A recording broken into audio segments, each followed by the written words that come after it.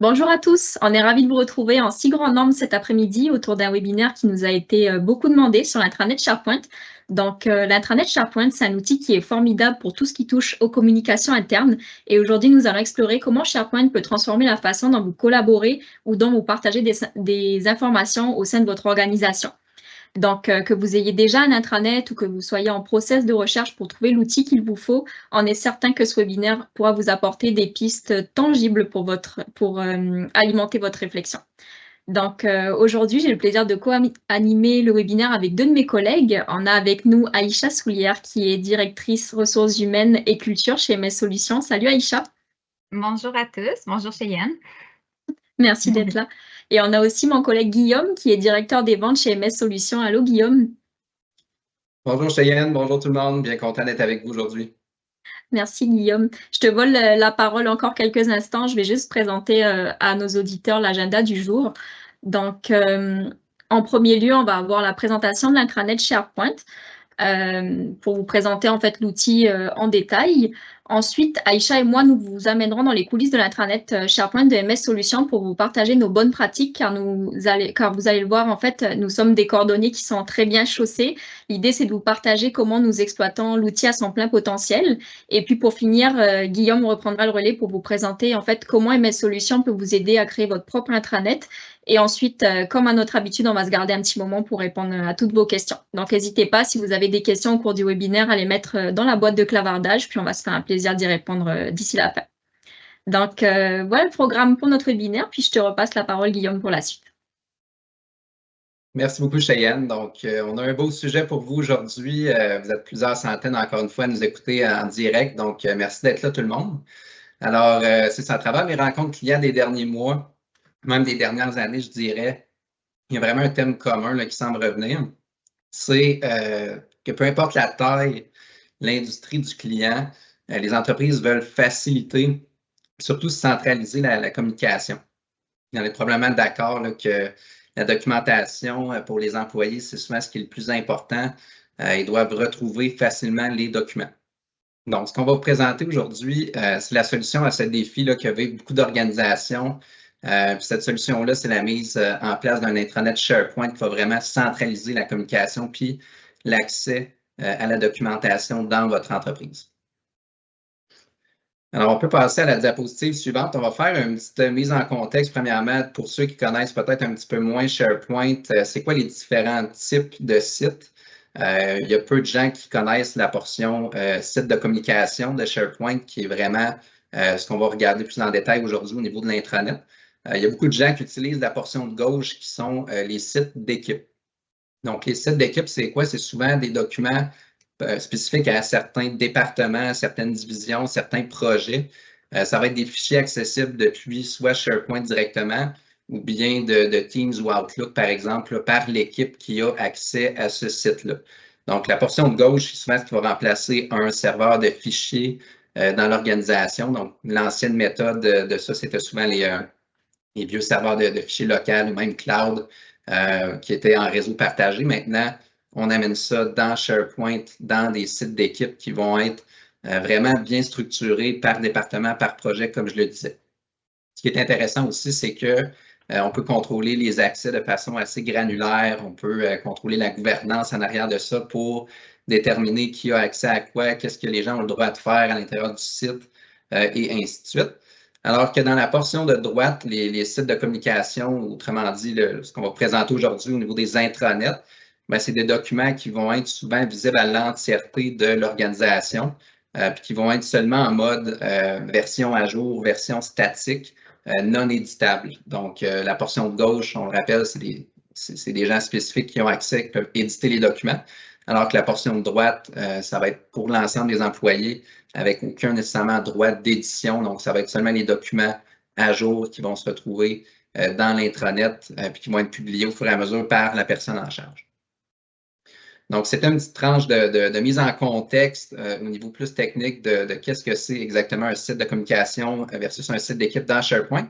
Maintenant, pour tomber un petit peu plus dans le détail, au niveau de l'intranet SharePoint, pour vous rassurer, c'est pas quelque chose de nouveau, c'est quelque chose qui existe depuis plusieurs années, voire même 10-15 ans dans les organisations.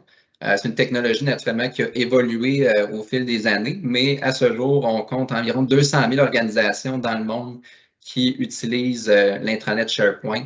Donc, c'est pas loin de 200 millions de personnes qui l'utilisent à leur quotidien. On l'utilise, nous, personnellement, chez MS Solutions. Aïcha va vous présenter tout à l'heure quelques captures d'écran, puis cas concrets, là, comme on le disait, dans notre intranet, ce qui va vous permettre de voir un petit peu qu'est-ce qui est possible de faire finalement. Alors, l'intranet SharePoint, pour étaler un petit peu la définition de c'est quoi, comme vous le voyez un petit peu dans la capture d'écran, mais c'est un site de communication qui permet de collaborer, qui permet de gérer finalement le contenu de votre entreprise, que ce soit des actualités, des sondages, des offres d'emploi, etc. Donc, le but, c'est vraiment de favoriser la communication, de favoriser la culture d'entreprise. Naturellement, si les gens vont souvent sur l'intranet, ils vont mieux connaître qu'est-ce qui se passe dans l'organisation. Ils vont avoir une meilleure contrôle finalement de la documentation. Donc, s'ils recherchent des éléments comme par exemple le manuel d'employé, les brochures d'assurance collective, ils vont pouvoir faire une recherche puis y accéder rapidement. Donc, c'est vraiment le point de référence central pour les employés, autant nouveaux que ceux qui sont avec vous depuis plusieurs années, pour vraiment bien communiquer à l'intérieur de l'organisation. Au niveau de l'intranet SharePoint, les questions que vous vous posiez à savoir si c'est fait pour vous, il y en a plusieurs. La première, c'est au niveau communication. Est-ce que vous êtes centralisé au niveau de votre communication ou il n'y a pas vraiment de structure? Est-ce que vous passez beaucoup de temps, exemple, à jongler entre des messages Teams, des courriels, des dossiers partagés? C'est jamais constant, il n'y a pas de constance au niveau des canaux de communication. Si la réponse est oui, mais c'est probablement que vous gagneriez à centraliser ces communications-là pour vraiment réduire le nombre de courriels, mais aussi que les employés savent exactement où aller quand ils ont besoin de retrouver une information en particulier. Le deuxième point, c'est l'accès à des documents essentiels, donc que ce soit des organigrammes, des calendriers, je le mentionnais tantôt, des infos sur le manuel d'employé, assurance collective, etc. Donc, c'est souvent un défi quand cette information-là n'est pas centralisée ou à jour de retrouver vraiment qu'est-ce qu'on recherche. Alors que dans l'intranet SharePoint, si c'est bien géré, on va avoir accès à cette information-là rapidement, soit en mode recherche ou directement en naviguant à travers les menus et les sections de l'intranet, comme Aïcha va le présenter tout à l'heure. Donc, le troisième point, c'est au niveau partage et collecte d'informations, que ce soit des sondages ou des questionnaires réalisés auprès de vos employés.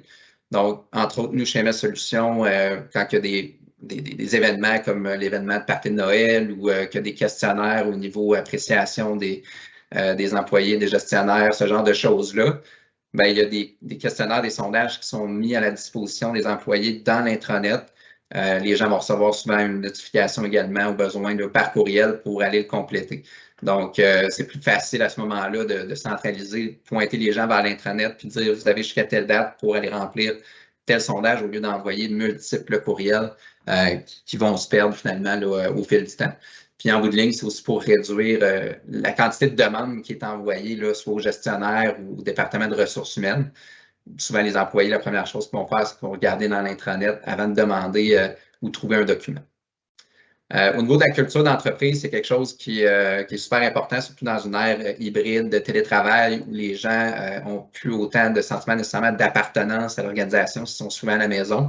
L'idée d'un intranet, c'est justement de cultiver ça, l'engagement des employés envers l'entreprise, publier du contenu intéressant au niveau de c'est qui les nouveaux employés qui sont arrivés dans l'organisation dernièrement, présenter quand il y a des événements, des photos, ce genre de choses-là. Donc, pour vraiment encourager la visibilité de qu'est-ce qui se passe à l'intérieur de l'entreprise, que les gens sentent qu'il y a de l'action, qu'il y a des activités, qu'il y a du contenu et tout engageant pour eux. Au niveau de la sécurité des données, c'est aussi un point qui est super important, surtout avec la loi 25 puis les différentes normes de conformité peut-être auxquelles vous êtes exposés. Donc, au niveau de SharePoint, comme je l'ai tantôt, il y a moyen de contrôler les accès, la granularité de qui peut faire quoi, qui a accès à quelle section, quel document et tout ça. Puis ce qu'on ne veut pas, c'est que cette information-là se retrouve par courriel ou dans des médias non sécurisés. J'ai même vu des clients des fois utiliser médias sociaux, des groupes Facebook privés pour communiquer à l'intérieur de l'entreprise. On s'entend que c'est pas aussi sécuritaire que les centres de données de Microsoft. Puis on n'a pas autant de contrôle au niveau des paramètres de sécurité là, quand on perd le contrôle justement de notre gouvernance comme ça. Donc, en ayant un intranet SharePoint, au moins, on peut recadrer ça, puis centraliser toute la documentation. Puis les gens n'ont pas nécessairement la possibilité là, à ce moment-là d'aller dans d'autres plateformes. Donc, avant de passer le micro à Aïcha, je vais présenter quelques avantages là, au risque de me répéter. Donc, les avantages finalement d'opter pour une solution d'intranet SharePoint, si vous n'en avez pas déjà une, il y en a plusieurs. Donc, pour l'entreprise, il y a d'abord et avant tout là, une réduction de coûts. Dans certains cas, j'ai vu des clients utiliser des plateformes tierces parties ou plusieurs logiciels pour arriver au même résultat. Donc, à ce moment-là, c'est sûr que si vous avez Microsoft 365, puis probablement que vous l'avez déjà, bien, vous avez une licence qui vous permet l'utilisation de SharePoint. Donc, vous n'avez pas de coût supplémentaire pour autre que l'implantation de la solution pour obtenir un intranet. L'autre chose, c'est l'augmentation de la collaboration, naturellement, puis également la culture d'entreprise qui devient plus forte de par la communication qui est engageante, le contenu qui est publié. Les gens apprennent à mieux connaître les différents départements, mieux connaître les membres de des autres équipes, des fois avec qui ils collaborent moins. Un exemple qu'on va donner tout à l'heure, justement, c'est quand un nouvel employé chez nous, ce dernier doit publier un message pour se présenter. Donc, savoir c'est quoi ses passions, son expérience, etc. Donc, ça nous permet d'apprendre à connaître les gens, même si on n'est pas autour de la machine à café, là, à se parler comme on pouvait l'être autant avant. Centralisation des informations. Comme je disais, l'idée, c'est de savoir où retrouver nos documents. Donc, on ne veut pas avoir à chercher à travers 10 000 outils ou faire des recherches courriels pour accéder à des documents. Ce qu'on veut, c'est toujours avoir accès à une version récente, à jour, dans notre intranet, puis on peut le faire de façon facilement en recherchant les documents. Sécurité des données, granularité des accès, je l'ai mentionné également. Maximiser votre utilisation de l'environnement Microsoft 365. Donc, on le sait, comme je le disais, vous avez déjà probablement des licences qui vous permettent l'utilisation de SharePoint. Donc, ce serait de perdre, si on veut, votre retour sur investissement si vous ne mettez pas à profit ce genre d'outil-là, parce que vous l'avez, il reste juste à l'activer et à l'implanter finalement. L'autre chose, c'est que c'est personnalisable puis que c'est low code, no code. Donc, vous n'avez pas besoin d'être un expert TI pour gérer un intranet. Souvent, c'est même des gens de ressources humaines, de communication qui vont gérer l'intranet. Donc, ça ne veut pas dire que vous avez besoin d'être dans le département d'informatique, par exemple. Au niveau communication non directionnelle, l'idée, c'est vraiment d'encourager aussi le partage, pas juste de la communication qui est envoyée aux employés, mais aussi de la communication en retour. Donc, souvent, si je reprends l'exemple du nouvel employé qui publie un message, les gens peuvent aller commenter, peuvent aller liker, un peu comme sur un média social, pour justement encourager la communication entre les membres des différentes équipes. Pour la portion des utilisateurs, bien, naturellement, c'est une meilleure communication, un accès plus facile aux informations aussi. Parce que SharePoint, c'est très, très user-friendly. On peut naviguer facilement à travers les menus ou faire une recherche. Il y a un gain de temps aussi, là, au lieu d'attendre après des demandes, au lieu de faire des requêtes internes pour accéder à certains documents. On peut tout simplement y accéder nous-mêmes. Il y a un accès mobile aussi qui est super intéressant si vous êtes dans un domaine où vous avez beaucoup de travailleurs sur la route ou beaucoup d'employés de chantier ou d'usine qui n'ont pas nécessairement un ordinateur. Il y a moyen d'accéder à SharePoint via une URL sans nécessairement avoir de licence. Donc, ça, c'est intéressant. Puis finalement, un sentiment d'appartenance qui vient faire du pouce un petit peu sur la portion culture d'entreprise. Là, on sent souvent un engagement plus renforcé entre les différentes équipes, puis des idées qui se partagent plus facilement. Donc ça fait le tour, ce qui met la table un petit peu là, au cas concret d'utilisation de l'intranet chez MS Solutions. Donc, je passe le micro à Aïcha. Super. Merci beaucoup, Guillaume. Parfait. Donc, j'ai été ciblée pour vous partager là, un peu le témoignage de notre quotidien là, chez MS Solutions avec notre intranet. Avant de poursuivre, je vais mentionner que dans la présentation, on a fait des captures d'écran de notre intranet, naturellement pour des raisons de confidentialité. Donc, n'y voyez rien de personnel pour la navigation, mais somme toute, comme on dit, une image vaut 1000 mots. Donc, c'est très représentatif et vraiment le portrait là, de notre intranet actuel. Donc, au niveau de notre situation actuelle, on a vraiment comme une centaine d'employés qui naviguent là toutes les semaines, à tous les jours à travers notre intranet. On fait vraiment beaucoup de contenu actualisé à toutes les semaines, à vraiment une fréquence très, très prononcée. Puis l'information peut venir de plusieurs départements également. Cependant, comme mon collègue le disait, Guillaume, on a une granularité au niveau de qui peut publier quand. Donc, il y a quand même un certain niveau de filtre qui est requis de ce côté-là. Puis ensuite, au niveau de, vous avez là, la bande qui vous démontre un peu là, comment nous, on a structuré notre intranet à l'interne. Alors, on a l'espace MS qui est vraiment la page d'accueil, qui est de l'information générale organisationnelle que je vais vous montrer par la suite. On a MS employé où l'employé peut naviguer, retrouver divers documents, sources d'informations pour lui. Puis ensuite, là, vous voyez MS Marketing, MS Formation. C'est vraiment des pages de d'autres départements qui sont gérés par les membres du département, mais qui souhaitent communiquer ou mettre de l'avant certaines informations là, pour que les employés puissent naviguer pour ceux qui s'intéressent aux autres départements. Donc, voilà. Pour la prochaine diapo, alors, petit aperçu au niveau de espace MS. On s'amuse beaucoup, ma collaboratrice et moi, aux ressources humaines, pour rendre notre intranet dynamique. Alors, sachez que vous pouvez l'avoir de façon plus sobre si vous le souhaitez. Vraiment, nous, on laisse aller notre créativité. Alors, ce qui est intéressant, je trouve, c'est que l'espace MS peut être intégré à même Teams. Alors, comme vous voyez là dans le coin, l'employé peut naviguer simplement dans son Teams, puis c'est vraiment comme s'il ouvrait la page là, en termes de navigateur Internet. Sinon, sur le côté, vous avez vraiment l'image, une des images pour la première visibilité que l'employé a au niveau de l'intranet. Alors, par exemple, on a un programme de reconnaissance en place, puis on l'utilise avec un formulaire Forms en arrière. Alors, le bouton clic là, pour que l'employé puisse aller en fait reconnaître le travail d'un de ses collègues. Ensuite, nous, on a décidé d'exposer notre mission, vision, nos valeurs également. Ensuite, au niveau de la prochaine diapo, on a, alors plus bas, en détail, on a 3 sections. Donc, vraiment, la configuration peut être faite de diverses façons. On a 3 colonnes. Une colonne qui est pour le nous. Comme vous voyez, j'ai mis un petit astronaute pour cacher une photo d'un nouvel employé pour des raisons de confidentialité. Mais en gros, à cet endroit-là, on va voir défiler les photos de nos nouveaux collaborateurs, des nominations pour une certification réussie, bref, plusieurs informations sur la vie, l'expérience employée chez nous. Ensuite, dans la section actualité, on va voir plusieurs capsules ressources humaines, de l'information organisationnelle qui va circuler à cet endroit-là. Aussi, on affiche les postes qui sont ouverts, soit en interne, en externe ou les deux. Puis, en dessous, on a un autre formulaire qui permet aux employés de postuler en interne également si jamais ils ont de l'intérêt pour une position qui est ouverte.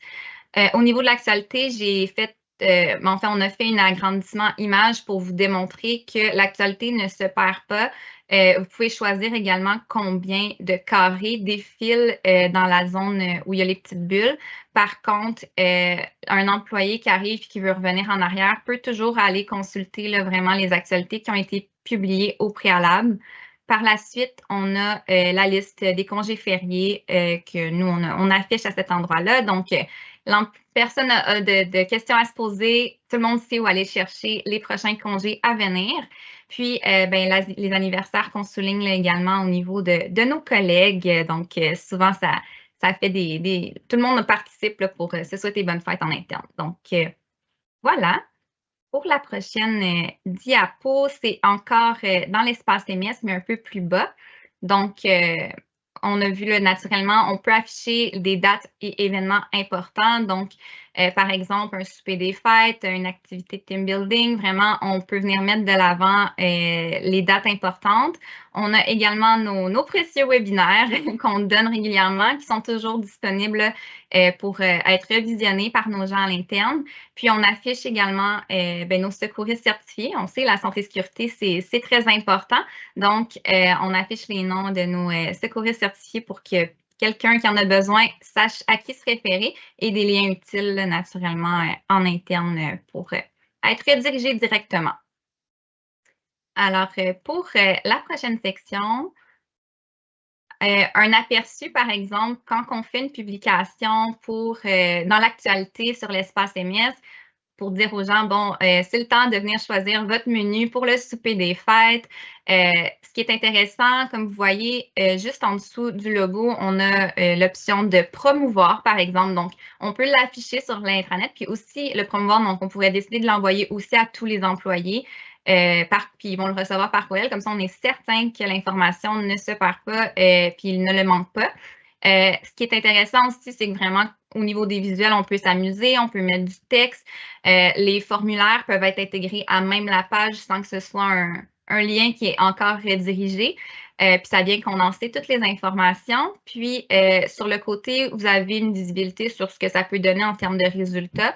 Donc, par en arrière, on peut vraiment venir voir le résultat de qui a choisi quoi, combien de répondants on a eu, combien de temps ça a pris. C'est possible de l'extraire par la suite en Excel. Puis, ce qui est intéressant avec les formulaires, c'est qu'on peut aussi mettre une date de fin pour comptabiliser. Donc, on peut mentionner, par exemple, vous avez jusqu'à telle date pour venir choisir votre repas. Alors, nous, après, aux ressources humaines, on peut extraire tout ça puis partir sur nos organisations. Même chose pour les sondages. Alors, c'est vraiment un bel outil pour ça. Pour la prochaine diapo, ici, on arrive plus dans la zone MS employé. Donc, la page, la deuxième page finalement qu'on a. Ici, on a plusieurs catégories de notre côté. Par exemple, le calendrier, justement, qui est les fériés, les vacances, de l'information en matière santé et sécurité ou quoi que ce soit. Donc, c'est vraiment des catégories. Puis, on a entre autres, une des pages très visitées puis qui fait partie intégrante de notre processus d'intégration pour nos nouveaux collaborateurs et pour nos collaborateurs existants, le guide du collaborateur que je vous présente un peu plus tard, l'organigramme à jour également à cet endroit-là, des liens utiles, puis divers documents. Donc, un employé chez nous n'a pas à se poser la question pour trouver des documents. Puis ce qui est intéressant, c'est qu'il peut toujours avoir la version à jour plutôt que de chercher peut-être dans des archives de courriel. Ah, c'est quoi déjà le manuel d'employé et tout ça. Là. Donc, la version à jour est toujours publiée. Donc, ça soulève moins de questionnements par rapport à ce volet-là.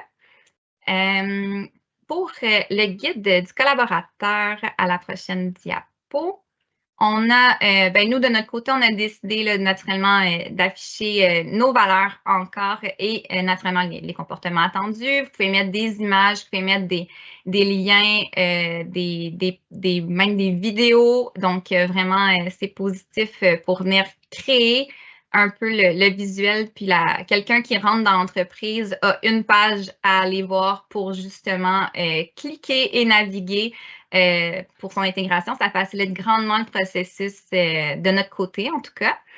Pour la diapo suivante, donc plus concrètement au niveau du kit du collaborateur, en dessous des images que vous avez vues préalablement, on a par exemple des documents qui doivent être consultés et signés. On a des formations qu'on met des liens, puis vous pouvez toujours choisir l'icône, soit mettre une image de votre choix ou un icône par défaut qui apparaît. Donc, des formations à compléter qui sont automatiquement redirigées, d'autres divers documents à lire également. Encore là, sinon, dans Apprendre à utiliser, on a divers ateliers qui ont été donnés en interne puis qui sont des vidéos à visionner. On a également des liens utiles pour rediriger, notamment au niveau soit de la paye, l'assurance ou quoi que ce soit. Mettre à jour son profil également. Donc, c'est vraiment des boutons qui peuvent être cliqués. C'est très instinctif et pas trop de questionnements à se poser. Puis, une des fonctions qui est intéressante également sur le côté, c'est l'option visionneuse de fichiers. C'est intéressant des fois, plutôt que de lire des titres de documents, de voir concrètement, puis instinctivement, les employés ne se posent pas trop de questions. Ah, c'est ce fichier-là que je voulais, puis clique dessus. Alors, on essaye vraiment de varier là, nos méthodes de publication et les visuels dans nos diverses pages là, pour que ce soit intéressant et facile pour nos gens. Pour la prochaine diapo, alors, c'est à toi, Cheyenne, je te passe la parole. Merci, Aïcha, je prends le relais. Maintenant, Aïcha vous a présenté en fait la partie qui était vraiment liée aux ressources humaines. Puis de mon côté, je voulais vous présenter l'espace marketing de notre intranet En fait, il faut savoir que notre équipe, elle produit beaucoup de contenu à toutes les semaines, que ça soit les webinaires à venir, les webinaires disponibles qui sont en rediffusion, comme ça va être le cas du webinaire actuel. On a aussi les fiches des nouveaux produits, etc. Donc, pour que ça soit plus simple de trouver l'information et de la partager aux clients, que ce soit au niveau du support à la clientèle ou au niveau de notre équipe des ventes, on a décidé de tout centraliser en fait au niveau de notre intranet. Donc, en plus de faciliter l'accès à nos gens, ça évite aussi de perturber tout ce qui est indicateur marketing, en évitant que nos gens suivent le parcours visiteur classique, c'est-à-dire de remplir les formulaires pour avoir accès aux ressources. Là, en fait, ils peuvent tout trouver sur l'intranet sans avoir à rentrer leurs coordonnées, puis que nous, on reçoive une notification à chaque document téléchargé. Donc, au-delà des liens d'intérêt dans l'intranet marketing, ce qu'on entrepose aussi, ce sont tous les documents de la vie de tous les jours qui sont en lien avec le graphisme, de façon à rendre l'équipe plus autonome. Donc, on va retrouver ici les logos de l'entreprise dans différentes versions, des modèles PowerPoint qui sont vides, mais avec seulement notre charte graphique, des modèles Word aussi dans la même intention, afin que chacun puisse créer en fait son contenu sur une base uniforme, sans dépendre en fait de la disponibilité de l'équipe marketing. Donc, ça, c'était pour l'intranet marketing. Maintenant, on voulait vous donner un aperçu aussi d'une fonctionnalité qui est vraiment appréciée, qui est disponible dans SharePoint, qui permet de mesurer en fait le trafic des pages que vous publiez sur votre SharePoint. Donc, comme vous le voyez à l'écran, en fait, il vous suffit de cliquer sur le bouton qui est juste ici, qui est analyser, puis ça vous permet en fait de voir les statistiques de la page. Donc, ça peut, dans certains cas, vous donner des indications intéressantes sur la popularité ou la pertinence de votre contenu, pour que vous puissiez voir comment vous pouvez vous ajuster pour les prochaines fois. Donc, je pense qu'Aïcha et moi, on a fait le tour pour tout ce qui est des coulisses de l'intranet de MS Solutions. Je te passe la parole, Guillaume, pour la suite. Comme ça, tu pourras nous expliquer en fait comment MS Solutions peut aider nos clients à faire leur intranet. Absolument. Donc, en fait, si on passe à la diapo suivante, il y a deux façons principalement de voir un projet d'intranet. Nous, notre philosophie, c'est vraiment de rendre le client autonome. Fait que pour cette raison-là, ce qu'on fait quand on accompagne un client, c'est qu'on mise beaucoup sur le volet accompagnement et formation sous forme de coaching. Donc, il va y avoir plusieurs ateliers de travail parce que premièrement, on va vous aider à mieux comprendre vos besoins, vous challenger sur différents points, tout en vous expliquant un petit peu les meilleures pratiques. Une fois qu'on a bâti, si on veut, un tableau d'amélioration de contenu ou d'organisation de contenu, si on veut, on va tomber en mode conception, mais on va vraiment vous expliquer comment concevoir l'intranet, puis comment bâtir vos sections, comment publier le contenu et tout ça, pour justement miser sur l'aspect autonomie une fois que le déploiement va être complété, pour que par la suite, vous soyez capable vous-même d'aller changer les interfaces, d'aller publier du nouveau contenu sans devenir dépendant de créer des billets de support à chaque fois. On a aussi une formation qui est justement bâtie pour les gens qui administrent, qui conçoivent des sites SharePoint. Cette formation-là est souvent nommée la formation SharePoint pour super utilisateurs ou la formation pour administrateur concepteur SharePoint. Donc, c'est vraiment une formation un petit peu plus avancée, un petit peu plus étoffée là, sur plusieurs sessions pour vous expliquer comment fonctionnent les accès, les types de partage, les web parts, les interfaces, comment gérer le contenu et tout ça. Donc, le but de cette formation-là, justement, c'est vraiment de rendre soit la personne responsable ou l'équipe responsable plus autonome dans l'administration de leur intranet en continu. Donc, si on regarde au niveau de la prochaine diapositive, justement, c'est ciblé à qui la création puis la gestion d'un intranet. Souvent, les gens pensent que le département TI est hautement impliqué, mais au contraire, souvent, ça va être plus soit la personne responsable des communications internes ou la personne responsable des ressources humaines, ou les deux. Dans le cas d'MS Solutions, c'est surtout Aïcha et Cheyenne, justement, qui vous ont parlé aujourd'hui, qui s'occupent de notre intranet chez nous. Donc, vous n'avez pas besoin d'être quelqu'un de technique qui fait partie du département d'informatique. Justement, on est là pour vous guider. Puis, comme on le disait tantôt, SharePoint, c'est très low code, no code. Donc, il n'y aura pas de programmation à proprement dit. On va vous expliquer comment gérer les modèles, gérer les canevas et tout ça qui existe déjà dans les sites de communication. Alors, au niveau de comment on peut vous aider vraiment plus en détail, un projet d'intranet chez nous, ça se déroule en plusieurs étapes. Premièrement, on commence toujours avec la formation pour s'assurer que tout le monde est au niveau sur les terminologies. Donc, c'est quoi les différents types de sites, c'est quoi un groupe, comment fonctionnent les interfaces, les web parts, ces choses-là. Donc, vraiment, comprendre la base donc pour être capable après ça de tomber en mode atelier de travail sans qu'on ait à répondre des questions un petit peu plus basiques. Ensuite, on va faire 2 ou 3 ateliers d'analyse de besoins pour vraiment exposer tout le contenu que vous aimeriez avoir. Donc, on va vous demander est-ce que vous aimeriez avoir des pages d'offres d'emploi, est-ce que vous aimeriez avoir des sondages, des questionnaires, est-ce que vous voulez avoir des actualités, tout ce genre de choses-là. Donc, une fois qu'on va avoir organisé le contenu, puis qu'on va s'être entendu un petit peu sur comment les interfaces vont être bâties, on va tomber en mode atelier de conception. C'est là qu'on va vraiment bâtir vos sites de communication, qu'on va vraiment monter votre intranet en collaboration, encore une fois, puisque notre philosophie, au risque de me répéter, c'est de vous rendre indépendant par la suite. Donc, notre but, c'est pas de prendre le tableau d'organisation de contenu et de dire voici votre intranet, c'est fait. Le but, c'est vraiment de vous impliquer tout le long du processus puis de vous accompagner main dans la main jusqu'au terme du déploiement. Donc, une fois qu'on a presque terminé la conception, on va faire souvent un petit projet pilote, des tests et tout ça, s'assurer que tout est fonctionnel, tout est selon ce que vous désirez. Puis, ensuite, on va le déployer pour l'ensemble de l'organisation. Donc, on va le rendre disponible pour tous les employés. C'est à ce moment-là qu'on va vous soutenir pendant une période d'environ 30 jours s'il y a des améliorations continues, s'il y a des bugs, quoi que ce soit que vous aimeriez corriger. Puis, par la suite, si jamais on a besoin de former les employés sur SharePoint, si jamais vous avez des sites d'équipe, vous voulez migrer la gestion documentaire de vos serveurs de fichiers également, on peut le traiter sous forme de formation ou d'accompagnement séparément par la suite. Donc, c'est vraiment un accompagnement du début à la fin pour vous rendre autonome, mais également s'assurer que votre intranet est selon vos désirs. L'autre chose qui est possible par la suite, en phase ultérieure, si on regarde la diapo suivante, c'est d'aller un petit peu plus loin dans la plateforme. Donc, il existe beaucoup d'outils dans Microsoft 365 qui nous permettent d'aller automatiser des processus, d'aller chercher un petit peu plus de personnalisation ou d'aller insérer des tableaux de bord au niveau, par exemple, de Power BI.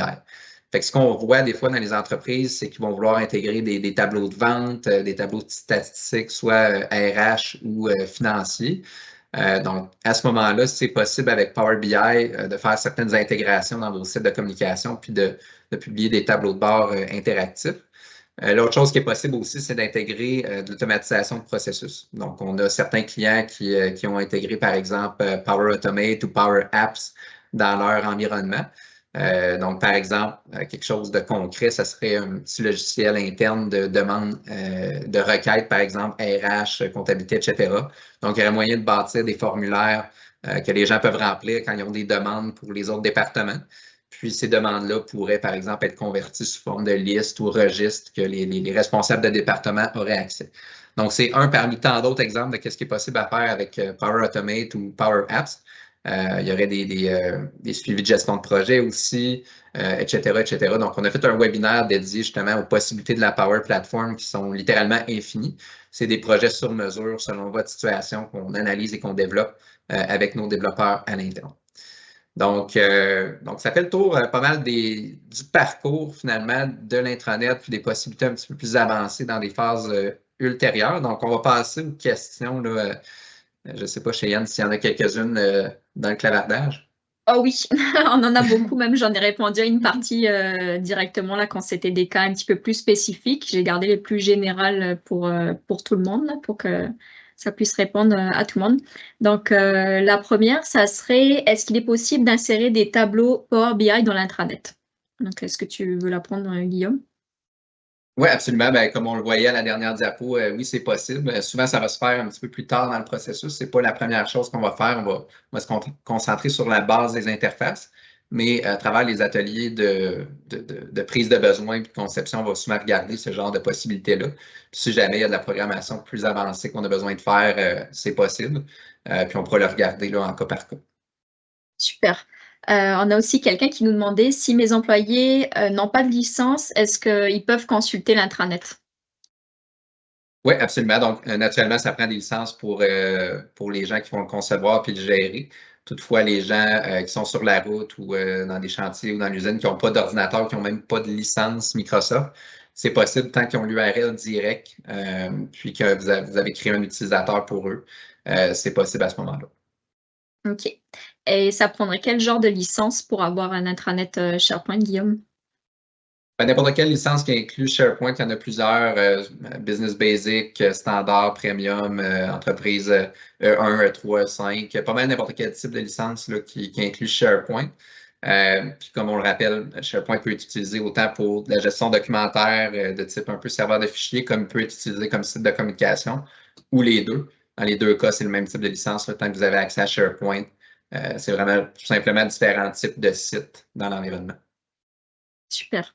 Je fais juste un petit rappel général parce qu'on a la question qui est rentrée 2 fois quand tu répondais. Un utilisateur peut accéder à SharePoint même s'il n'a pas d'accès, de licence par rapport à un URL spécifique. C'est ce que disait Guillaume. Exact, c'est ça. J'ai aussi, en moyenne, on va prendre une dernière question avant de finaliser là pour pouvoir respecter le temps imparti. Il y a quelqu'un qui nous demande, en moyenne, le processus prend combien de temps pour la création d'un intranet SharePoint? Donc, souvent, le best case scénario, si on veut, c'est environ 3 mois.